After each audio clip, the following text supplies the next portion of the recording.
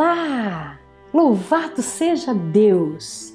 Hoje eu estou com muita vontade de estudar com você. Você já ouviu falar dos cavaleiros do Apocalipse? Já ouviu falar disso? Hoje é o dia, você vai aprender a respeito disso. Vamos orar juntos? Vamos lá. Querido Deus e amado Pai, louvado seja o teu nome, porque temos informações na tua palavra muito especiais, importantes, de relevância, e nós estamos agradecidos porque o Senhor se revela para nós. Abençoa-nos agora para que possamos estudar estas verdades segundo o teu modelo e receber de ti a bênção profunda de não só estudar, mas também passar adiante para as pessoas. Em nome de Jesus. Amém. Os 7 selos do Apocalipse. Que viu São João, o revelador, a mão direita do que se assentava no trono. Ele viu algo. Vamos ver o quê?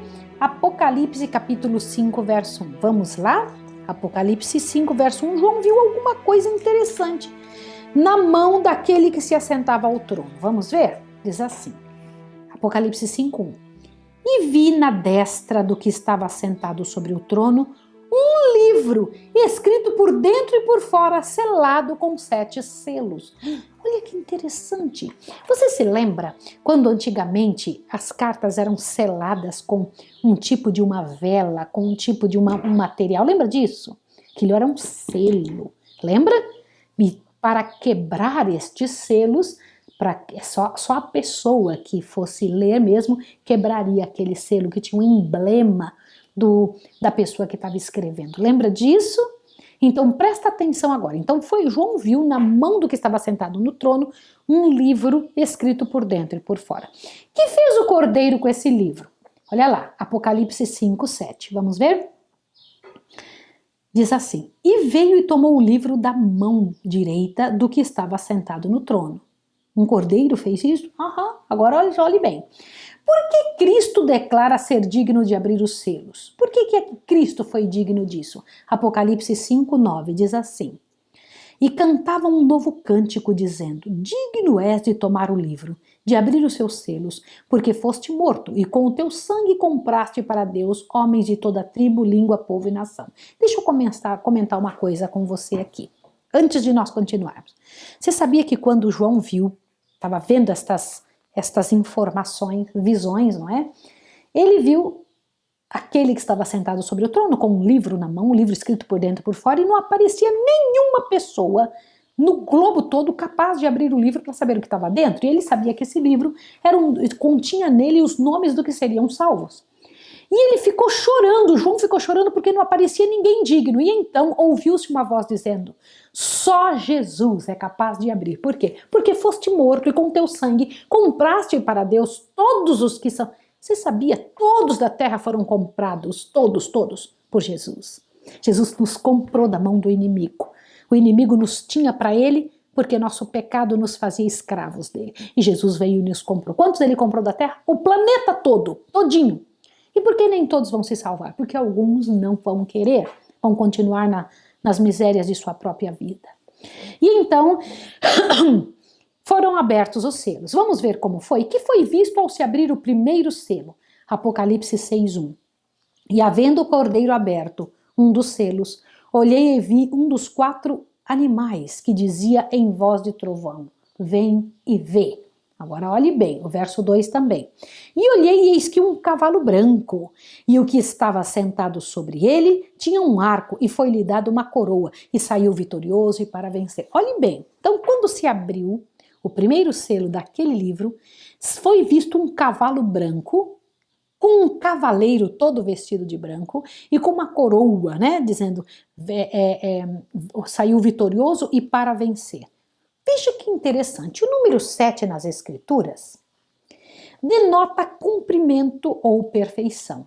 Os 7 selos compreendem toda uma série de acontecimentos em que é narrada a história da igreja, desde o começo da era cristã até a segunda vinda de Cristo. O cavalo branco com o cavaleiro saindo vitorioso apropriadamente representa a primeira igreja cristã em sua pureza, indo a todo mundo com as mensagens evangélicas de salvação. Veja, observe esse gráfico aqui. Então, o primeiro cavaleiro branco com vitória sobre a sua mão, representa a primeira fase da igreja, onde Jesus saiu vitorioso, onde os discípulos saíram vitoriosos para levar essa mensagem a todo mundo. Agora vamos ver o segundo, que surgiu ao ser aberto o segundo selo, Apocalipse 6, verso 3 e 4, diz assim: E havendo aberto o segundo selo, ouvi um segundo animal dizendo, vem e vê. E saiu outro cavalo vermelho, ao que se assentava sobre ele foi dado que tirasse a paz da terra, e que se matasse uns aos outros, e foi-lhe dado uma grande espada. Presta atenção, após a primeira fase da igreja, o tempo que a igreja era pura, do ano 31 até o ano 100, o que foi que aconteceu em seguida? Agora você já tem condição de responder. A perseguição romana, por isso o cavalo agora é vermelho. Vermelho é a cor do sangue, quantidade de sangue que foi derramada. Observe isso daqui. Como a brancura do primeiro cavalo revelava a pureza do evangelho que seu cavaleiro propagava, assim a cor do segundo animal deve mostrar que a corrupção se deveria mostrar e manifestar ao tempo que ao símbolo se aplica. É verdade que tal estado de coisas sucedeu à Igreja Apostólica. Falando do segundo século, Warey, em sua História da Igreja, página 39, diz o seguinte: o cristianismo começou então a vestir-se de roupagens do paganismo.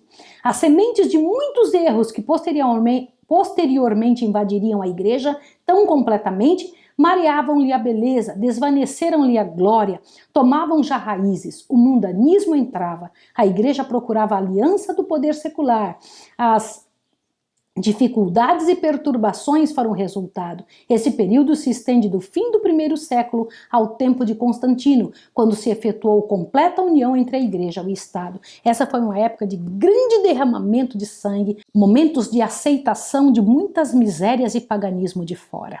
Para que se comprasse a paz que eles não possuíam por causa da perseguição, o povo foi aceitando aqui e acolá alguma coisa errada em seu meio, mas foi uma época de muito sofrimento. A outra pergunta, qual era a cor do símbolo sobre o terceiro selo? Observe o que está escrito em Apocalipse 6,5, diz assim, ó: E havendo aberto o terceiro selo, ouvi o terceiro animal dizendo, vem e vê. E olhei e eis que um cavalo preto, e o que sobre ele estava sentado tinha uma balança na mão. Peraí, deixa eu comentar uma coisa com você. Primeira época da igreja, branca, pura. Segunda época da igreja, o vermelho do sangue sendo derramado, a angústia do povo sofrendo a perseguição. Quando um povo começa a ser perseguido e aceita as misérias de seu povo, aceita o paganismo, qual é a cor que você imagina que vem depois? O preto. Olha que situação que vem acontecendo agora. O cavalo preto muito bem representa a escuridão espiritual que caracterizou a igreja do tempo de Constantino até o estabelecimento da supremacia papal em 538, da condição imperante do quarto século. O cristianismo tornara-se popular e em larga proporção. Talvez a grande maioria dos que o aceitavam apenas tomavam um nome, recebiam o rito do batismo, conformavam-se com algumas cerimônias externas da igreja, enquanto no coração e no caráter moral eram tão pagãos quanto antes. Como um dilúvio, o erro e a corrupção invadiram a igreja. Deixa eu comentar sobre isso. Na verdade, essa época do cavalo preto mostra a condição que estava a igreja pela entrada de membros não convertidos. A corrupção era imensa, o sofrimento tremendo dentro da igreja. Isso me faz pensar muito, isso me incomoda, isso me dói o coração, porque essa era a situação que o povo vivia. E se você parar para pensar isso, um ponto de corrupção tremendo. Infelizmente, é isso mesmo. Quando a gente vai deixando entrar uma beiradinha aqui, um probleminha ali, uma dificuldadezinha, uma aberturazinha, uma abertura por pequena que seja para erros, daqui a pouco aquilo se torna uma avalanche imensa. Qual era a cor e o caráter do quarto animal? Vamos lá. Apocalipse 6, 7 e 8. Dá uma olhadinha. E havendo aberto o quarto selo, ouvi uma voz de um quarto animal que dizia, vem e vê. E olhei, e eis um cavalo amarelo. E o que estava sentado sobre ele tinha por nome Morte, e o inferno o seguia. Olha que sério. E foi-lhe dado poder para matar a quarta parte da terra com espada e com fome, com peste e com feras da terra. Deixa eu comentar sobre isso aqui. Essa cor não é natural num cavalo. Você nunca viu um cavalo amarelo, não é mesmo? O que significa isso? O original dá o sentido da cor pálida ou amarela que se vê nas flores crestadas.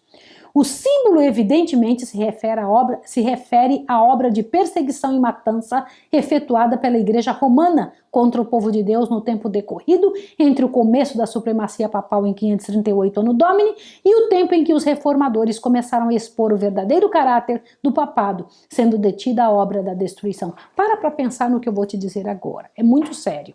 Primeiro a igreja pura, depois a igreja perseguida, a igreja pura do branco, depois a igreja perseguida do cavalo vermelho, depois a igreja corrompida do cavalo preto e agora a igreja pálida, amarela, na situação em que se encontra aqui um tempo terrível, sofrido. Esse é o tempo do ano 538 até o ano 1798, né? Agora, ao abrir-se o quinto selo, o que foi visto sobre o altar? Observe Apocalipse 6, 9, diz assim: E havendo aberto o quinto selo, vi debaixo do altar as almas ou as vidas, né, dos que foram mortos por amor da palavra de Deus e por amor do testemunho que deram. Deixa eu explicar uma coisa. Quando os reformadores expuseram a obra do papado, foi então trazido à memória o grande número de mártires que haviam sido mortos pela fé. Que se diz estarem fazendo estes mártires? Observa aqui o verso 10 agora. E clamavam com grande voz, dizendo: Até quando, ó verdadeiro e santo dominador, quando não julgas e vingas o nosso sangue dos que habitam sobre a terra? Olha a pergunta que tinha sido feita, ó. O cruel tratamento que haviam recebido clamava por vingança, assim como o sangue de Abel clamava a Deus desde a terra, em Gênesis 4:10.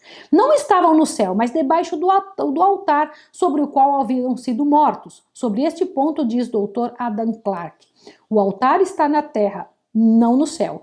Por que diz que tinha alguém clamando ali naquele local? Não que estava ali mesmo, é um símbolo. Lembra que Apocalipse é um livro simbólico, comentando claramente que a vida daquelas pessoas estava clamando diante de Deus. Resolve para nós fomos mortos, nós padecemos, é como se tivesse numa linguagem simbólica, pedindo a Deus que Deus resolvesse logo a situação deste planeta. Olha bem aqui. Que foi dado então a estes mártires? Dá uma olhadinha o que você encontra agora na próxima resposta, Apocalipse 6:11. E a cada um foi dado uma comprida veste branca, e foi-lhe dito que repousassem ainda um pouco de tempo, até que também se cumprisse o número de seus conversos e de seus irmãos que haveriam de ser mortos como eles foram. Presta atenção. Esses haviam sido mortos durante os séculos compreendidos no selo anterior. Lembra da época em que estava acontecendo este selo? Olha que coisa interessante. Os que haviam sido mortos do ano 538 a 1517 é que agora, na abertura do quinto selo em 1517, é que está se comentando sobre essa gente que morreu. Morreu tanta gente, você não tem ideia. A Igreja Romana matou milhares, trilhares de pessoas porque não quiseram seguir-lhe os passos, né? Então veja bem, esses haviam sido mortos durante os séculos compreendidos no selo anterior. Seus perseguidores, a maior parte, ao menos, haviam morrido. E se haviam recebido castigo ao morrer, como alguns supõem, por que se importunariam os mártires pela sua punição?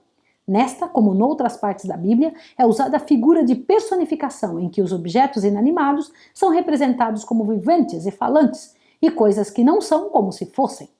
Esses mártires haviam sucumbido como hereges debaixo da escuridão, superstição do selo anterior, cobertos de ignomínia e de vergonha. Lembra quanta gente morreu nas fogueiras, quanta gente morreu empalado com tanta miséria que tinham inventado para matar aqueles que queriam ser fiéis ao Senhor.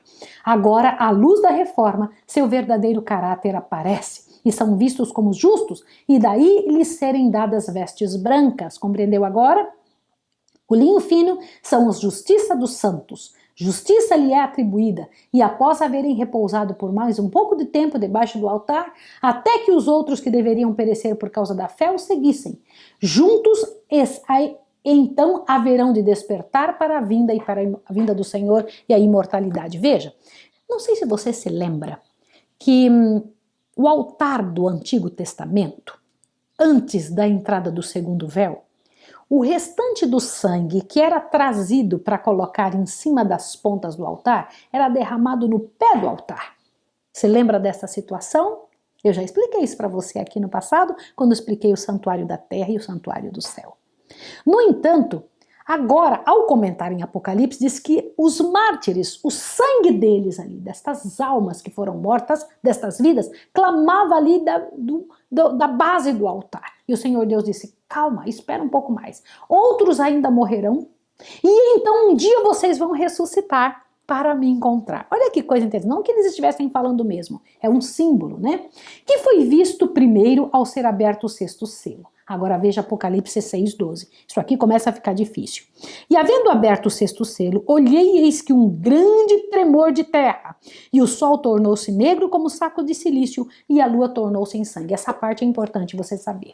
Isso, sem dúvida, se refere ao grande terremoto de 1º de novembro de 1755, geralmente conhecido como terremoto de Lisboa, cujos efeitos foram sentidos numa área de 8 milhões de quilômetros quadrados. Lisboa, Portugal. Cidade que contava com 150 mil habitantes, foi quase inteiramente destruída. O abalo do terremoto, diz o Sr. Sears, em sua obra Maravilhas do Mundo, página 200, diz o seguinte, foi seguido imediatamente da queda de todas as igrejas e conventos e de quase todos os edifícios públicos e a quarta parte das casas. Cerca de 2 horas depois que o fogo irrompeu em diferentes lados e graçou com tal violência pelo espaço de 3 dias em que a cidade foi completamente desolada, o terremoto ocorreu num dia santo, quando as igrejas e conventos estavam repletos, sendo poucas as pessoas que escaparam. O terror do povo não pode ser descrito. Ninguém chorava, eram além das lágrimas. Corriam todos para lá e para cá, delirando de horror e pasmo, batendo na face e no peito, gritando, misericórdia, o mundo vai acabar. Mães esqueciam os filhos e corriam à roda carregando crucifixos. Desafortunadamente, muitos corriam às igrejas em busca de proteção, mas em vão foi ministrado o sacramento. Em vão os pobres criaturas abraçaram os altares. Imagens, sacerdotes e o povo foram soterrados na ruína comum. 90 mil pessoas se presumem terem sucumbido naquele dia fatal. O Senhor Deus, muito antes de acontecer, mostrou a João que por esta data, por esta época, haveria de acontecer este momento que diz aqui, um grande temor de terra, e o sol tornou-se negro como saco de silício e a lua tornou-se em sangue. Agora, que deveria seguir ao grande terremoto? Verso 12, né?